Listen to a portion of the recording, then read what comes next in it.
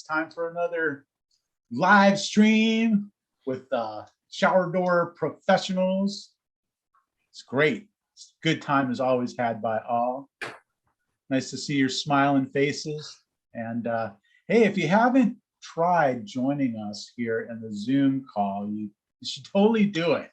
We were just talking a little bit, Brian was talking about how, he just decided to take the plunge one day and just join us. It's a little, I can know it can be like a little intimidating, kind of streaming live and, don't know if you're going to say something stupid like I do every single week.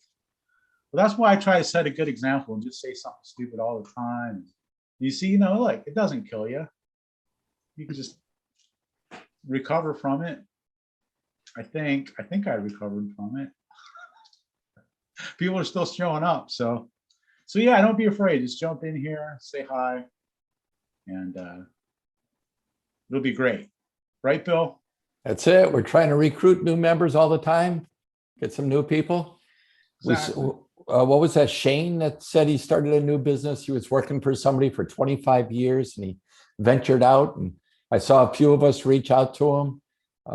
Brian offered help. There was a couple others that offered help if he needed to talk to somebody. And then I asked him to join our live stream. So hopefully he does.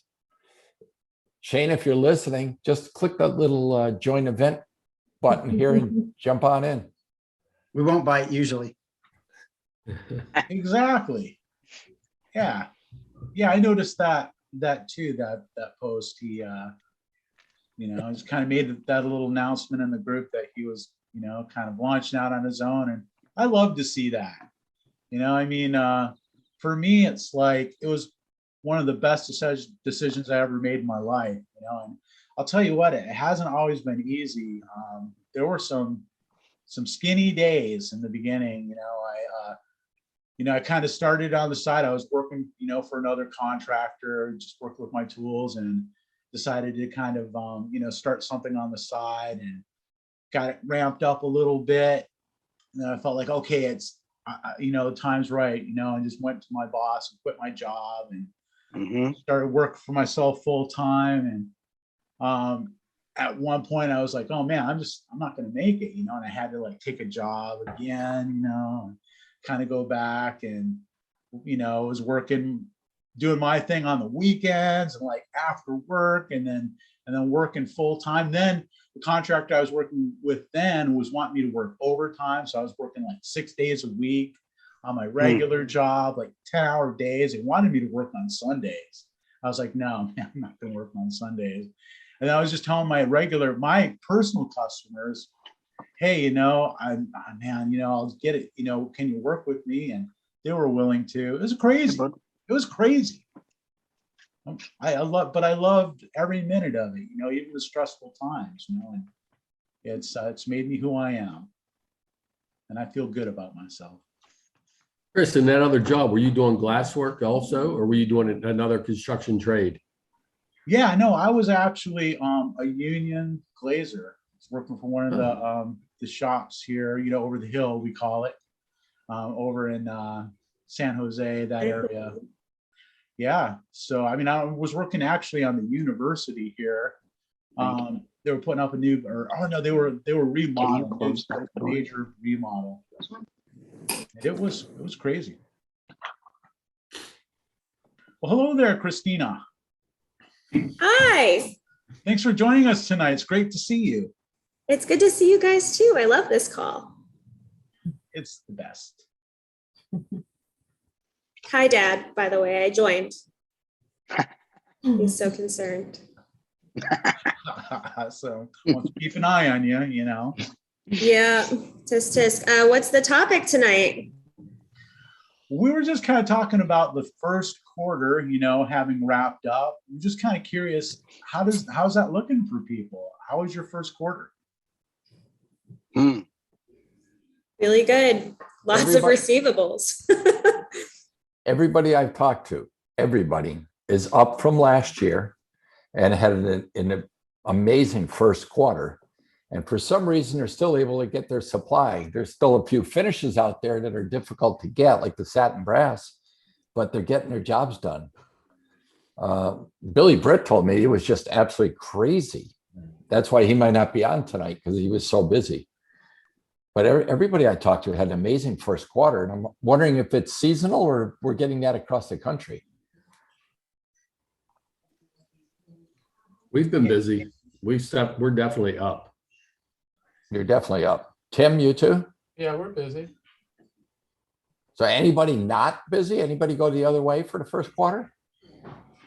I'm busy, but our first quarter actually tanked. It was terrible. Really? Yeah, not well. I don't think I know. We had a lot of mistakes, whether it be vendor mistakes or me or my guy or whoever. We just had a really bad, like 6 weeks, 7 weeks of just mistake after mistake, which actually in hindsight, I mean, it sucked no matter what, but in hindsight, it forced me to look at some things from a different light, which has forced me to make some decisions actually. So, I mean, this is a different group here, but so we do shower doors, but the core of our business really is insulated glass doors and windows, not whole doors and windows, just insulated glass.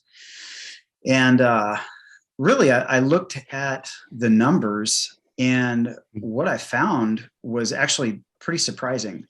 Okay, I should be looking at my numbers. Point taken. Slap on the wrist. 14 years in business, and I just haven't gotten there yet. But I'm getting there quickly. So what I found is that the numbers were not exactly what I thought they were. Just because the P&L looks okay doesn't necessarily mean that you're really profitable or doing great. I don't know how to explain that any better, but one of the things that I found is that doing insulated glass installs, me and my estimator, we're run around chasing the numbers. And what I mean by that is I'm the installer, and I'm running around seeing probably about 5 customers a day, anywhere from 4 to 6 customers a day, at an average of about $500 per job. So what's happening is, and you guys can correct me if I'm wrong, what I have allotted per travel unit, whatever, from the shop to the customer to customer, whatever, I've decided it's $30 per shot. I don't know if you guys come up with the same numbers or not, but call it 30. And so I'm putting on 5 customers a day, 30, that's $150. That's real money, you know. My estimator, he's doing, call it 5 a day. That's another 150. That's $300 a day that, with the estimating, of course, you don't know that you're going to get all the jobs, but, so right out of the chute, we're $300. Okay. That's not a huge number, but it's big enough, especially when, it's just, there's 3 of us in the company. And so I'm running around chasing the clock for one, and you get it, right, Brian? And then I'm chasing the dollars. And if one of them doesn't fit, or it cracks, or the grids are wrong, or whatever, or whether it's our fault or our vendor's fault, or there's junk between the glass, a lot of times you don't find that stuff until you put it in and clean it. And we've done it the other way, where we've checked them in the shop. Trust me, you don't find them until you put them in the window. it's a crazy thing. I've literally spent 10, 15 minutes on one piece of glass looking for stuff because we had a problem with a particular vendor and customer. Well, yeah, the lighting is just different. Yeah, it's totally different. And so I looked, and you can't find anything or perfect. You go to install it in the window and boom, it's terrible. Well, not only did you waste that travel trip, you wasted the time installing it. And so you got to do all of that again. Plus you don't get paid for it. So that goes to, out the window. So pun not intended, I guess. So it's just it's a vicious cycle. And we had so many of those in the last 6-7 weeks that it really killed our business, the business numbers anyway. So that was a big, not revelation. I mean, it's obvious, but I saw it in living color, I guess. So then we also make insulated glass. And again, looking at the numbers, we lost money last year on insulated glass. We've only done it for a few years. We're mainly our one customer because I haven't taken the time. I haven't hardly had the time to get out and market to the other companies in town. So,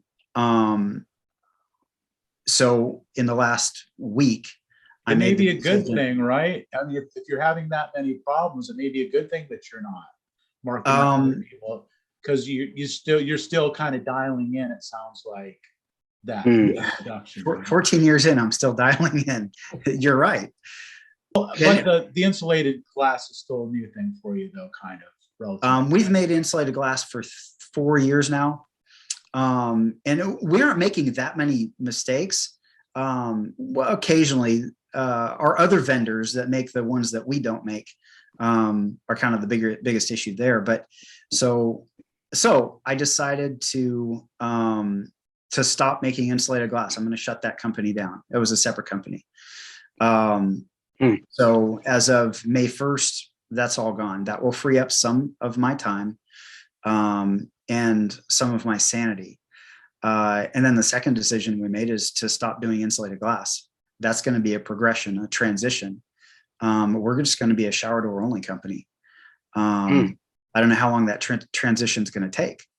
But to replace the income that we're making now with all shower glass, I've got to do, which to you guys, this is going to sound like crazy low, but I've got to do 1 shower a day, 5 a week. And that replaces my income, not my income, the whole top line, that replaces everything. So shower doors is going to be it. I'm hoping Brian, that it doesn't take too long. Yeah, go ahead. I don't want to totally interject. I have so many thoughts on what you're saying, though, because I come from a background of business consulting and management and everything that you're saying is so true and relevant. And when we're talking about Q1 results and that being, all of us doing great, you have to decide, are you talking about your revenue or your profit? And, our revenue went up, but I think our profit margin went down just a little bit because we're also trying to absorb some of the costs associated with, increase in materials, labor, et cetera. I mean, that we're all facing right now. And we also have return trips and things like that. Something that struck me, though, is your trip charge that you calculated. You said about $30. I'd be interested to hear what everybody else calculates. Me too. Because we came up with about $85 or $90. If you start looking at, the hourly expense for the guy that's going out there, the wear and tear on your truck. I think the government mileage wear and tear is like 65 cents a mile. You do gas on top of that. If you do, what else? There's so much. The insurance, auto insurance, and health insurance, depreciation, what they call workers' burden. comp. Thank you, everything. workers' comp. That's exactly everything. If you talk about everything, it's so much that it adds up so quickly. And we came up with about $90. And that doesn't even include the opportunity cost of having him go measure at another job that could be more profitable, right? So, you know, those expenses are astronomical. So we started I think 2 years ago, Dad, we started doing service work more, and we weren't doing service work at all because obviously it's not super very profitable. little. We did some, yeah, but I It's think, like great, so we do like a mandatory $85 trip charge for service work, and that's non-refundable. Might be applied against, if there's a purchase of a new door or something. Right. And Glass Doctor, I know, and I think, what's his face has a friend there, but Glass Doctor in Atlanta actually charges to come out and do quotes. And then that $85 trip charge or whatever their charge is goes towards the cost of the shower. Do any of you guys do that? Yes. Yeah. We don't. We've made the conscious decision not to. It's not a good business decision, frankly. Like, it would be much better if we charged to go out and do quotes, but it's a goodwill decision that we've made just because we know we're not going to fight with our customers about stuff. You know what I mean? But I want to hear more about that from you guys. What do you think about that? Christina, what do you think our closing ratio is currently? I mean, because we've improved it, because we were probably about 65%. Now we're closer to about 75% closing ratio, maybe. Yeah, which I think somebody said means we need to raise our prices. Once you're over 70, raise your price. But yeah, so Way too high. That's way too high. I mean, a good closing rate is like what, 40? Well, let me tell you something though. I just met with a customer yesterday, and they got my name from 3 different sources. I mean, well, that's a good. I didn't know that, actually. Okay. Yeah. It was 3 or 4. It's like there was a couple tile guys recommended me, and the plumber recommended me, and it's like, wow, So that helps on the closing ratio. I think we've branded very well, and that we've got nothing but 5-star in all our reviews, except maybe today, Christina. But Hey, I have more on that, though. I don't think she has a leg to stand on because our picture is green glass. So that's anyway. another topic. People these days, so crazy. But anyway, going back to you, Brian, I didn't mean to take away from what you were saying, but I totally hear what you're saying about like your profit margin, profitability. Going back, one of our takeaways this past quarter was I think we should eliminate service work. We just don't have time right now. It's not forever, but it's definitely for now. And Brian, I think in this economy, it'll be really easy for you. I think it's going to be much easier for you to get those 5 showers a week that you need than it would be for you to try to salvage the insulated glass situation that you're talking about. So yeah, I think that's awesome. Yeah. It's awesome. Interesting. Ryan, we had a similar thing. When we started the glass fabrication, we were doing 1/4-inch glass. And I guess we touched on this last week. And we were like a hamster on a wheel. We were running our tails off and not making money on it. Once we made the decision to cut the 1/4-inch glass and get rid of it out of our product line and just stay with the 3/8 and a half inch, profits went way up. Less wear and tear on the machines, less manpower, less headaches.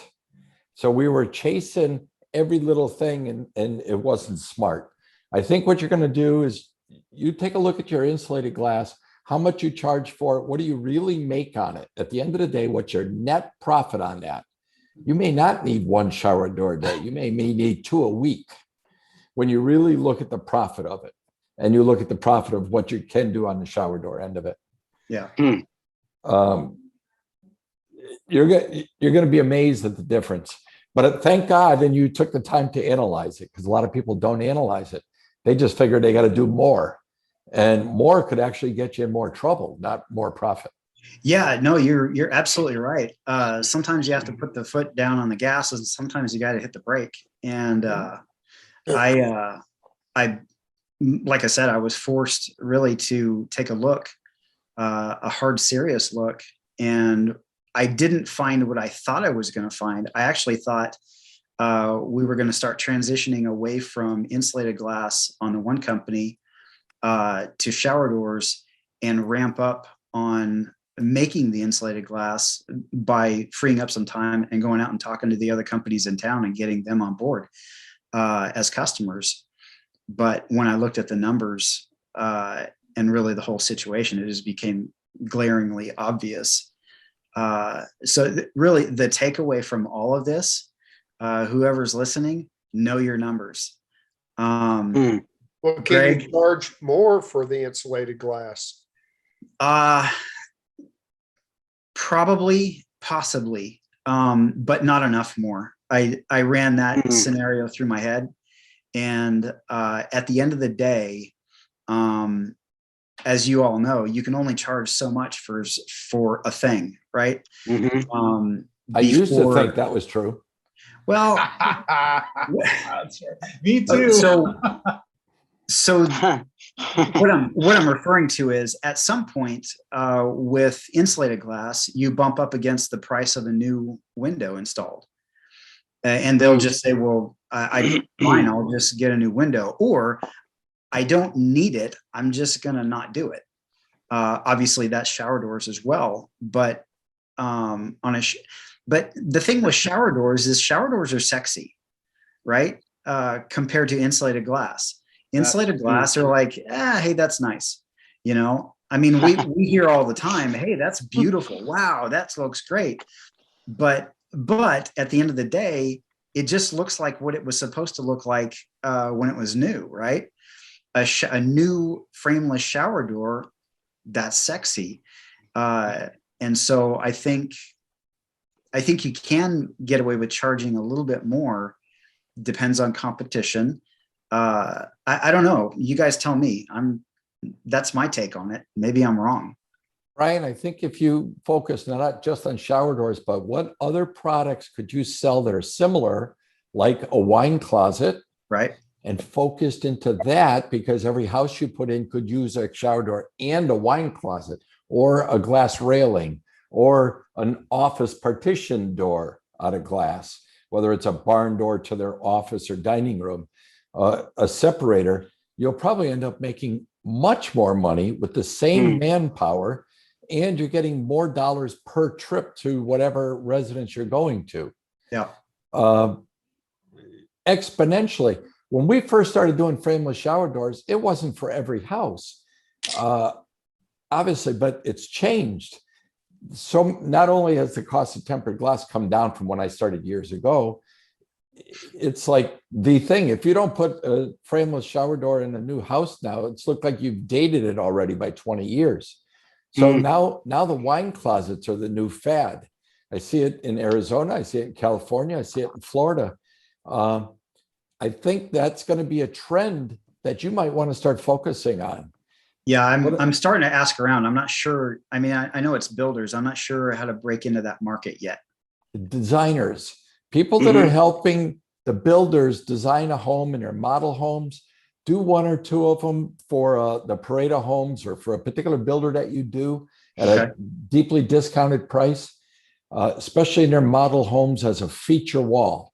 Right. And I've sold 4 of them just by telling friends about it. And now my daughter-in-law just put one in. She had a party the other night, and we're going to get 5 orders just from that party. Wow. So it's really popular. And you put talk it on about your website too. You talk Put about it on your sexy. website. Yeah. Yeah, I've got to revamp all of that. So that brings up a topic. Thank you, Christina. We just did our brand new website, just launched it 2 days ago. But the questions came up is, when a buyer is buying, what do you think is the most important thing for them? Are they looking at how good is your website? What is your reputation? How important are your Google reviews?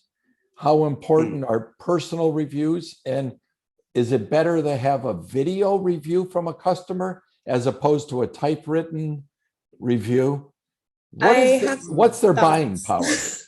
Wow. So it's all of it in our industry. It's all of it. But, and I love the idea of the video testimonials. And actually Brad has a ton of those, but people are looking at Google reviews more than anything right now. You want high Google reviews and you want a lot of Google reviews, because if a lot of people think you're great, that's enough. If three people think you're great, that's your mom, your dad, and your brother, you know? Right. Well, what's a number before somebody goes, oh, that can't even be true. That's fake. So Bill, I'm still a small guy. I don't have anything of the items that you just put it out. So I usually say that more than shower doors, we sell trustness and loyalty. Right. So I put myself out there and I try to sell myself first. And then the shower doors comes with. So what are your competitors? I mean, obviously you must have other people in your market. Are they doing the same thing? Are they putting out trustworthiness, product brand, Google reviews?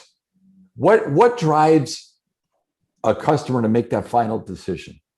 Well, and at what point do they look at your Google reviews and say, no, it's got to be fake? Nobody has.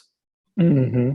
And the reason I bring it up, we got 2,500 Google reviews with an average of 5 stars. At some point, somebody's going to say, that can't be. That's impossible. It's got to be fake.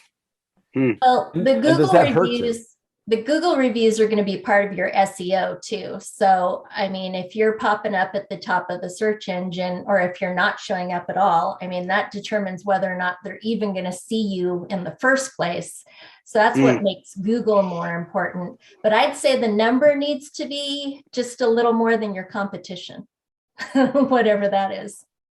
So when you shop for something, let's say you're looking for a hairstylist, all right, a service-oriented business, doesn't need to be shower doors.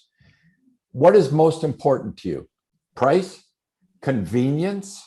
I'm saying most important. They're all important, like Christina said. Every one of these factors is important, but you want to prioritize it now. What would drive you to go to a particular salon? Is it the Google reviews? Or is it the convenience of being local? Is it how many people they have on staff? Is it their hours? Is it their pricing? What is it? Well, I think the online thing is getting to be where it's first off a legitimacy. It used to be that if you didn't have a website, no one thought that you were a legit business. I think now it's getting to be where if you don't have reviews, if you're not on, other, I mean, you haven't even talked about our people looking at Facebook instead, or looking at some of these other social media platforms. They may be sending out a Facebook message to all their friends and asking, who would you recommend that I go to for a hair salon? I think once they get to your website, all they're doing is just kind of making sure they're just kind of looking to see if something looks totally off. I don't think you have to go crazy if you just look like they would expect you to look. They're confirming your decision. Let's shift it from validation. Yeah, that's all it is, validation. So let's shift it from hair salons now to shower doors and pick your competitors in your area. You probably got 4 or 5, I would assume, at least, right? Yeah. So what do you need to put on your website that's going to separate you from your competition, that people are going to say, I want to deal with Shannon? Oh, me in particular? Well, I know. Or Shannon's company. I know better pictures. Yeah, I know better pictures for sure. I've had people tell me, well, and the Google reviews too. Yeah. So what I've had people tell me is, this one lady, she said, oh yeah, my builder told me to go get my shower from such and such company, but I looked at their website and they didn't have the showers I want. They really do a lot of 1/4-inch stuff. You have the showers I want. That's, so they saw the pretty pictures.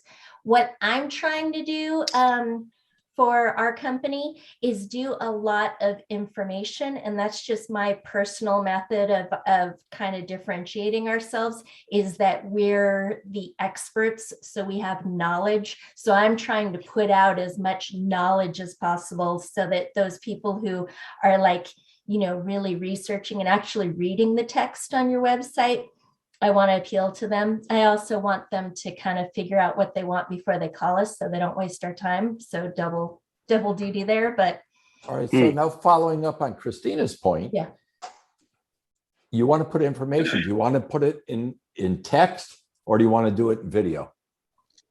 God damn it. Testimony. Our testimony is very strong. What'd you say, Peter? Our testimonial is powerful. Yeah, but a video testimonial or a written one? A video for sure. I think the videos are impactful. I see your company's videos, Bill, and some of the others there, but your videos, I think, are extremely impactful. Well, we feel that way too, but it's also good to get a feel of, that maybe that's just Florida. Maybe it's just somewhere else. I'm really interested in what you look at when you're looking at, first of all, for SEO rankings, video is going to play a big part of it, because if people go and they start watching it, they know that your bounce rate goes down. They're not bouncing around from page to page. They're locked in on it. So I think videos are really important, but they're also getting your personality. So you make sure that whatever personality's on there comes through. That's really important too. But I don't know, Christina, the other thing is, if you were shopping, I don't know, just pick an article. Would you want to do business with a company that's involved in the community and gives back in the community? Is that important? Or is that just icing on the cake to say, yeah, I really like that company. Oh, they give to Make-A-Wish too. Now I want to do business with them.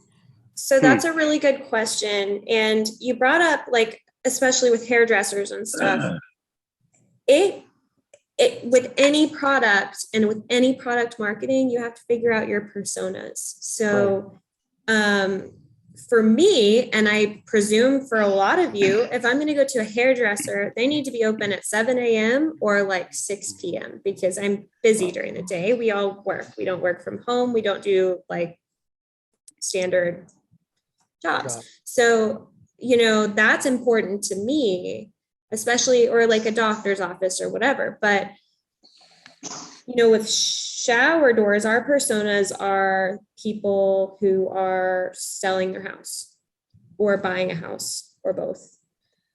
People who are upgrading an existing home and trying to put lipstick on a pig. People who, designers, we do a lot of designers. We have a lot of remodeling contractors. So like that's our persona group. So what a lot of these people are looking for is good price, quick installation, no problems, or, problems that we're going to resolve and not put back on them, or like reliable communication. I don't know, just stuff like that, So with the pecking order, is price still up here, or will price start taking a back seat if you're giving them a good product? Always build value. Of course. Price takes the back seat. Always so people, build value. A homeowner a lot of times starts with price because that's all they know. Right. Right. I agree with you. And you. once they start to research, and once they start to talk to various people, then for me, I try to build value. My warranties, I do a 3-year warranty on material and on labor. We use the proper type of silicone for the type of substrate that they have for us. We have been doing this for so many years. We know what we're doing. We have a great success ratio. We don't make a ton of mistakes. Yeah, we do have some problems. And the great thing is we follow up on the problems and we jump on them right away. And then if they look at the website and they see it's 5-star, and I can even say, we're 5-star, then it kind of solidifies things. So now the price starts dropping down on the list because you built value, right? Absolutely. Couldn't agree more. By the way, I think I do see Shane on here. Yep, Shane has joined the call. What's up, Shane? We're talking about you, man. Were your ears burning or what? No, well, I've been trying to figure out how to get on there. Every time I try, I was on my phone, and I finally said, "I'm gonna put that up and get on the laptop." So I finally figured it out. So here I am. Welcome aboard. For the rest of you that don't know, Shane had posted this week that after 25 years working for somebody, he decided to venture out and go on his own. And a lot of us have reached out. We all reached out to him and say, join this group. I think it's going to be very beneficial. So thank you for taking that step, Shane. Oh, you're welcome. And we're talking about websites, and I think Shane's website looks really good. I checked it out. Yeah, well done. It's credit to my awesome wife. She built the whole website and everything by herself. So good for you. Good for you. Welcome. Nice. Thank you. Hey, Shane, you're not from Texas, are you? I am. Give it away. The accent. Yeah, for those who are listening and not watching the video, it's like he's got, Texas flag, it's something in the shape of Texas on his wall behind him. So, and an American flag too, of course. Can't leave out the American flag. That's right. That's right. I think I saw Greg Stoll on here. Greg's on too. Hey there, What's Bill. up, How Greg? are you, sir? My God, this is great. How are you, Greg? Doing very, very well. Actually, I had some nice conversations with Brian this week, and a lot, and Shannon and I had some conversations. So there's a lot of stuff that happens not during this Zoom meeting that's extremely helpful. Yes, and thank you. Much appreciated. You guys got snow this week? I'm sorry, what did you say? Did you get snow this week? Because I saw. Yeah, we got a little on Saturday. Went away. Wow. Sorry about that. Welcome to the South. If you don't like the weather, wait 24 hours. Yeah, it'll change. No, I would encourage anybody, like Brian reached out to me and I reached out to Shannon because she has a tempering oven. She's very similar to us. She fabricates and installs, and she's not obviously in a competitive market. So it was perfect for me to reach out to her. And we just cross-checked a lot of notes, and we both came away with some information. In a conversation, you find out you're doing a few stupid things, even though you run a successful business. So thank you, Shannon. You did not know that you brought to the surface some stupid things I was doing. And then we're all Brian's doing our own stupid. So it's just different stupid for different people. And then Brian had some questions. And of course, I'm a little further ahead where he is now. So he was able to, glean some information. And so it's all good. It's a great group. Yeah, I agree. Good. Warms my heart. I love to see you guys networking together. I mean, that's what this is all about. It's like, go ahead and speak up, reach out. Yeah, I would encourage the smaller guys. I don't mean that as an insult. I was there. I'm nowhere near Bill's size, so I'm kind of in the middle. But if you're a 1 or 2 man operation, I would definitely connect with some other 1 or 2 man operations on here and find out what you're doing. Especially when there's one guy, you got to be the bill collector. You got to be the quote estimate guy. You got to be installer. You got to be the service guy. You got to be all those things. And talk to these people that are not in the same market, and you will absolutely pick up some information. It's really, really helpful.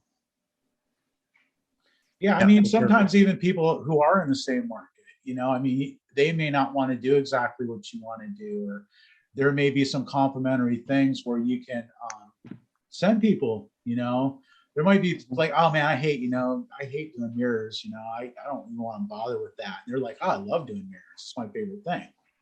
Awesome, man. Okay, now we know. It's like I can send those your way. And yeah. Is there anybody on the group that likes doing mirrors? Yeah, I do. I do like them. I actually do like them. Yeah.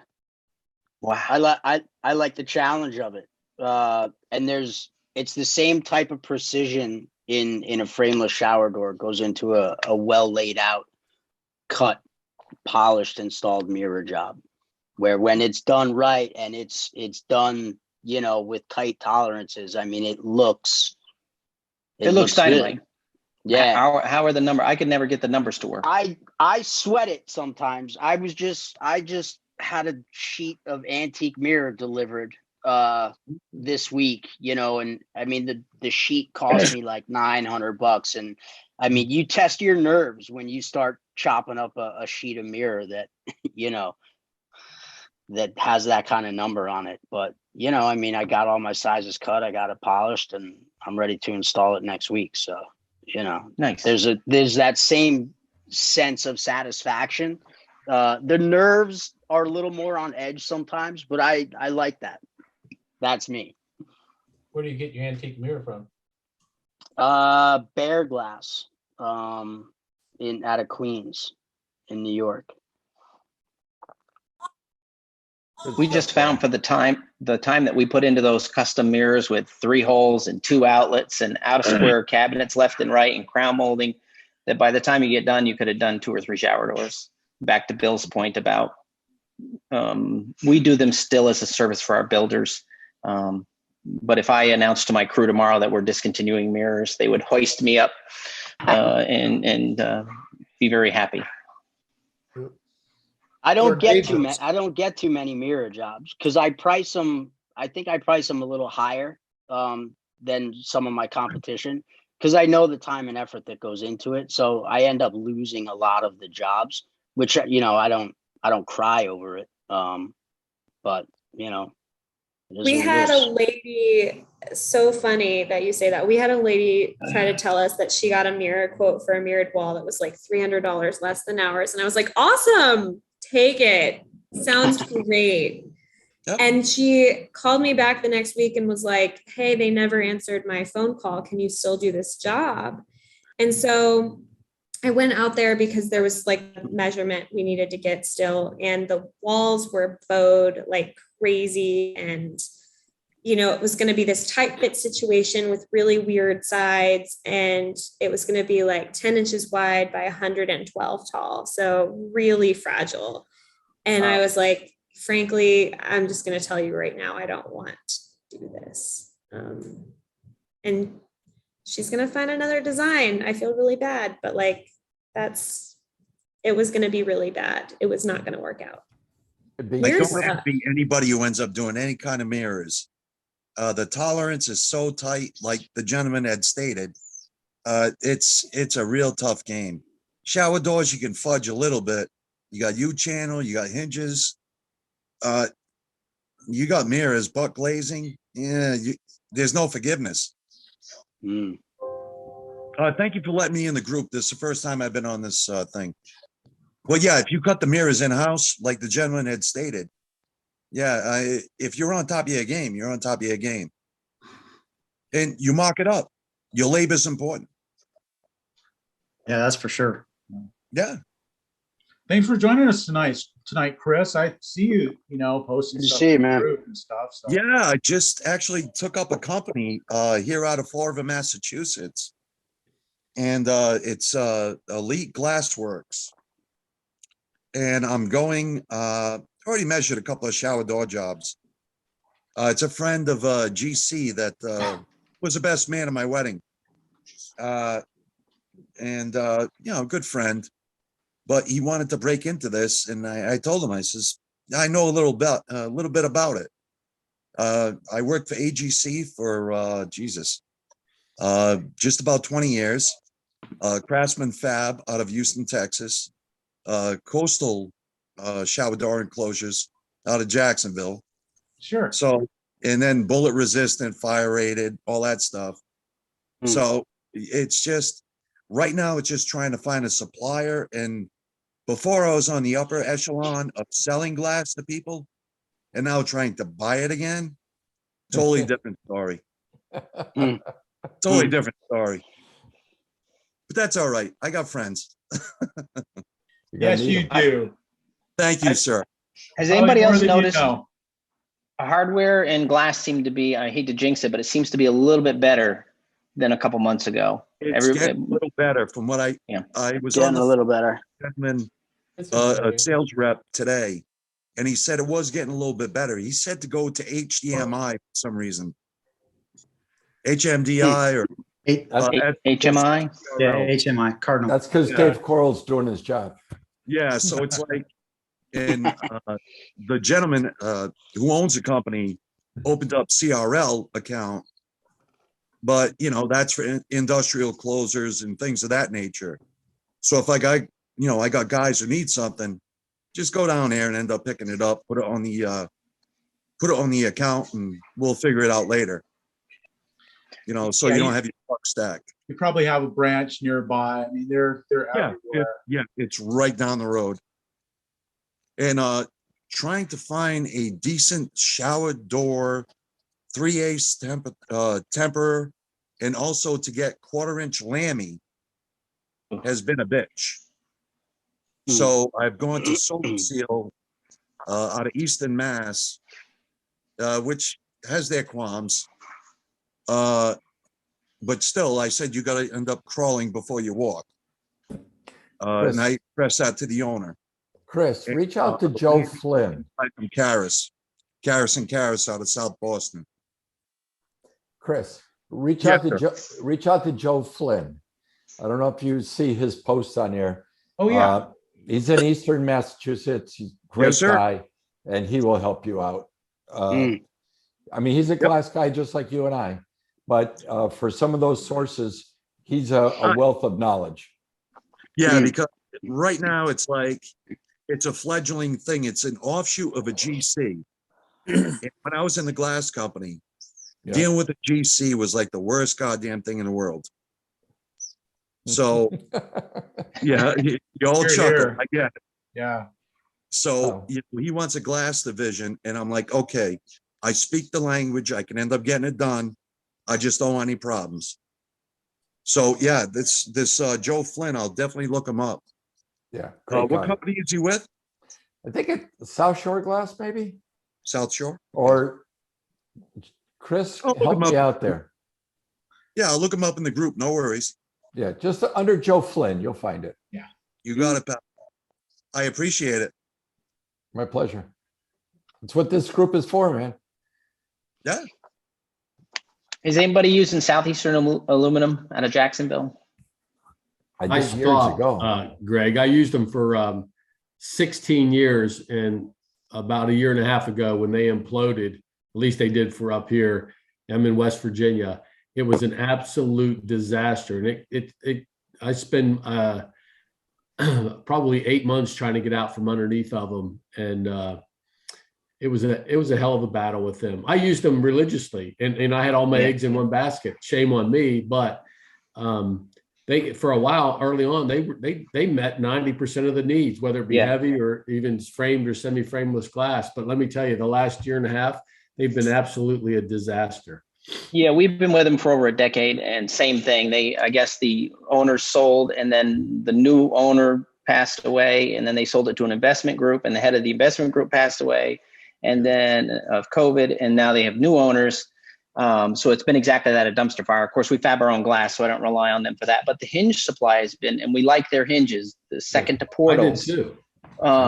Because the quality of those gaskets, I'm so sick of the CRL squishy cheese gaskets. And so the Southeastern stuff's been back in stock lately, and the quality's been consistent. So, I don't buy any glass from them, but the hinge supply has been much better lately. And again, it's not portals quality, but it's close. The guys don't like FHC hinges. They don't like CRL hinges.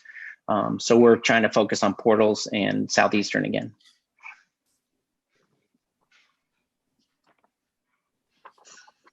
Good. Do you guys have a lot of opinions between like the clear gaskets that Portals uses? I think they're still using the clear gaskets versus like the black gaskets that CRL uses. Just the quality. I mean, the Portals are form fit to the hinge. They look terrific, and they're thicker, and they recess them a little bit. So when you tighten down the hinge, they're not squirting out. And the CRL just. That's for like rain glass or a patent 62 or some of the other options. so you don't have to end up laying a little bit of silicone to kind of pick up the gaps. Correct? You're talking about the hinges. You end up seeing the gaskets end up being difficult. Well, they're better. they're just because thin and they're flimsy. Yeah, what Greg is saying though is the way they cast the plates, the gaskets get pocketed inside of that. So when you tighten it down, it doesn't squeeze out where you have to trim it around or anything. It's a really nice fit. You'll see a lot of doors after a while, when it gets loose, the gaskets are coming out between the plate and the hinge, or the plate and the glass. And it just looks terrible. The fact that they're pocketed in place is a mechanical way of locking them in. It's such a better look. I think they have a better grip too. And I think that's why, because there's nowhere for them to go because they're pocketed in. Correct. They're not stretching out. Pattern glass. Without doubt. And that was Portals, did you say? Yeah, Portals. Yeah. Portals has a good product. They have a good product. They're more money, but boy, they're good product. Inventory's online. Bola bought them, but they seem to have left them alone. So yeah. Well, because the owner of Portals stayed on with Bull. So nice. I can't remember his name. I used to know him. Eric always carried a backpack with him. See him at all the glass shows, but he stayed on. So it's not like he just sold it and he's out of the business. He's still very I much think involved. they just came out with a satin brass color too. So not sure how well that matches the CRL hardware. I'd be interested to know if anybody has used that. It's a little bit different. It has more of a brushed finish to it. The color, the tone is a little different. It's darker than CRL satin brass. It's not that same kind of yellow. But I mean, if you can get all the hardware to match, I mean, it looks good. You know, it looks good. And it's a heavier brush though to it for sure. That's the problem when you start mixing and matching different vendors. The brush lines are different, and the color dye is just a little bit different. You can get away with it if the hinges are really far apart and the handle's way over here. But if you start using a header and your hinges close to it, they don't match. Or a big steam unit with movable transom clamps and clamps in the ceiling, and you got to get everything 90 degrees source. Yep. Well, I have experience with Portals from way back, and early on, I had some problems with their hinges rusting out internally. And literally, some of the parts broke off in the inside and cracked the tile because it locked up when they tried to operate the door. Now that was early on. They said that they had a coating problem with the internal stuff because their pistons are different. They're not the same. They've got, if you take it apart, they've got kind of like this, oh gosh, I can't even remember exactly how it looks. I've got pictures of these hinges though taken apart that are rusted out. So I do want to bring that up in case you do experience some problems ever. I'd like to hear about it. But they have the clear silicone gaskets. I had a few door adjustments with that, believe it or not. And I love their product. I mean, the finishes on their hinge plates are beautiful. They have this tiny OG edge around the edge of their I think it's their Symphony line. It's a gorgeous product, but I wasn't totally sold on it. But one thing, it was expensive too. I think they were a good bit more than Sierra Lawrence. Their customer service is great though. Yeah. Which matters, really matters.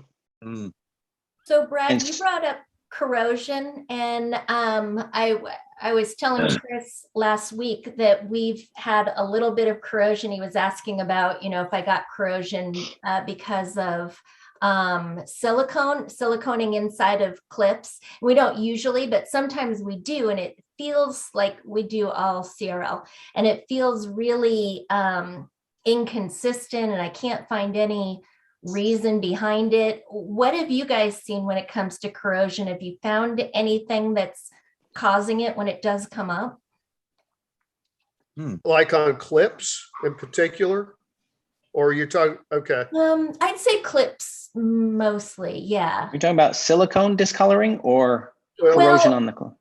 So like inside we'll have someone report that there's like green leaking out the bottom of the clip, and we'll open it up and it's all corroded inside. And it's the silicone. Well, and Chris at one point said, it can be. That's an incorrect seal. But it's not always. So how can it be the silicone if it's not always happening? It can be like if the brass is exposed and the finish isn't complete, which like we've had to grind, believe it or not, on some parts to make things fit or whatever. And if you don't get it painted, primed or whatever, then you can have corrosion. But I've seen corrosion before. It's rare for a clip. Yeah, it's on the bottom. It's brass. So if it is exposed anywhere, it will turn green. Yeah. That's right. So it might be just, an improper finish. Finish on the back of the clamp. Yeah. Yeah. I hate to say it, been doing business with CRL since I was a baby, but man, the quality just hasn't been really the same, in recent years. It's like, I'm talking about like the gaskets. I mean, they're not even, you'll get them, they're not even stamped out properly. They're just kind of like, you guys know what I'm talking about. So, have you guys? That's a great point about the stamping on the gaskets themselves. Yes, they've reduced that. They used to end up having like more of a granular pattern. You could end up seeing like kind of like ridges. And they've reduced that because I think of a manufacturing process. So now, if you want to add some silicone to it before you end up putting it in, that's up to you, but I wouldn't end up going berserk with it. Yeah, definitely. You don't want to make a mess, that's for sure. No. And plus voice warranty. So Christina, let me maybe help you here. If you've run into that situation, we ran into quite a few things that were discoloring. Finish coming off. We identified it down to a Tilex that a particular customer was using. They're using a product to clean their tile, but they're also trying to clean the hardware and their plumbing fixtures. And they're spraying it on and leaving it. So the gravity brings it down, and predominantly the bottoms of what was decaying. So if you did clamps top and bottom, the top clamps are fine, and it uses the same silicone. But the bottom ones, the Tilex has an acid in it. It's great for tile. It's not good for hardware. Now, you get the bottle of Tilex and you read it, and it says great on shower doors. So people buy it, but it's not. It's not great on shower doors. I get you. False advertising. So they have a bean counter that figures, hey, let's do it for the amount of claims that we're going to get. Go ahead and print it. So we had customers call Tilex. There's an 800 number on there. Say, your product damaged my shower door and it's proven. And they turn around and say, get an estimate, send it to us, and we'll take care of it. Oh, my Lord. Wow. So now you're getting paid to go swap out the hardware. And it's Tilex, and they'll agree to it. You just got to give an estimate. So that's a good tip. There's another awesome. Yeah. Right. There's another machine that people buy that spray the showers. They put it on their wall and it sprays a liquid. It does the same thing. Wow. And you can identify it. Now, it doesn't affect a lot of the anodized coatings on aluminum, but if you have solid brass hardware, it'll start. And predominantly it's your brass color more than your chrome plated or brushed nickel. Okay. And it's because of that, but it's really harsh on brass, especially if it doesn't have a PVD coating. But yeah, you're right. The Tilex is the problem, and that's why you have it on some and not on others, because the other part isn't using. Tell them to spray that on their BMW rims. Yeah, right. Exactly. That's right. So, Bill, they're not wrong. They said it's okay for shower doors. They didn't say anything about the hardware. Right. No. But they've been paying for it. Yeah. That's the funny part. They're paying for it. No. So they know it's harmful. You can do your own test, buy some and take an old hinge and put it in a bottle of that stuff and look at it in a week. Yeah. See what it does to it. It's all about I marketing. use Coca-Cola. There you Yeah. go. Yeah. Same Well, principle. That's a great note to finish it up on. So I was saving it for you, Chris. that's awesome, man. You're the best. Well, hey everyone, thanks for joining us. We had a great group. Even Billy Britt slipped in at the last minute, just in time to say goodnight. So good seeing you, Billy. You got done shoveling snow? And yeah, we had like 17 people on the call tonight. So outstanding. Could be a record. Good job. Might be a record. Yeah. See you guys next Wednesday.